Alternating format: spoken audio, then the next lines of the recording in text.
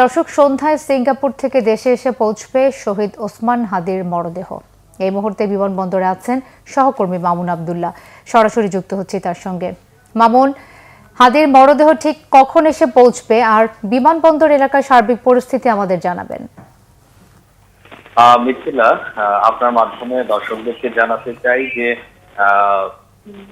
আপনার শরীফ ওসমান হাদির মরদেহ আসলে চাঙ্গি এয়ারপোর্ট থেকে ঠিক 3টা 5 মিনিটে সিঙ্গাপুর টাইমে সেখানে তাকে তোলা হয়েছে এবং একই সাথে আপনি জানেন যে বাংলাদেশে 6টা এসে পৌঁছাবে বলে আমরা জানতে পেরেছি।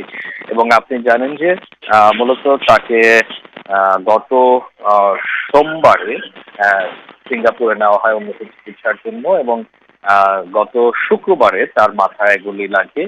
তাকে প্রথমে ঢাকা মেডিকেলে অপারেশনের পরে এভারকেয়ার হসপিটালে নেওয়া হয়। সেখান থেকে মূলত তাকে সিঙ্গাপুর হসপিটালে নেওয়া হয়, সিঙ্গাপুর জেনারেল হসপিটালে, এবং গতকালকে সন্ধ্যার সময় তার মৃত ঘোষণা করা হয় তাকে।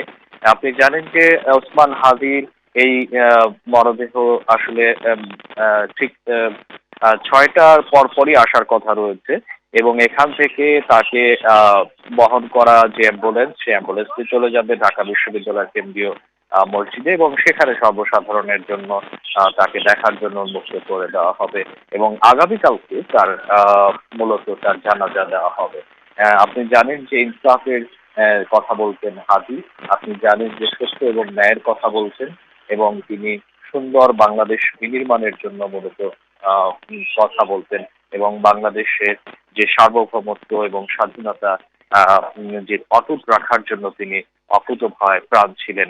ইতিমধ্যে আপনি জানেন যে গতকালকে প্রধান উপদেষ্টা রাষ্ট্রীয় শোক ঘোষণা করেছেন তিনি তার একটি জাতির উদ্দেশ্যে দেওয়া ভাষণে, এবং একই সাথে তিনি বলেছেন যে জাতীয় বীর হিসেবে আসলে হাদির যে অবদান সেটি পুরো জাতি মনে রাখবে এবং জাতি তাকে সেভাবে সম্মান করবেন। একই সাথে আজকে দুপুরের পরে জুমার নামাজের পরে বিভিন্ন মসজিদে তাকে নিয়ে মোনাজাত করা হয়েছে, তার রুহের মাগফিরাত কামনা করা হয়েছে, তার শহীদি আত্মার জন্য দোয়া করা হয়েছে। একই সাথে অন্যান্য যে গির্জা, প্যাগোডা সব স্থানেই কিন্তু তার জন্য আজকে রাষ্ট্রীয়ভাবে দোয়া পালন করা হয়েছে।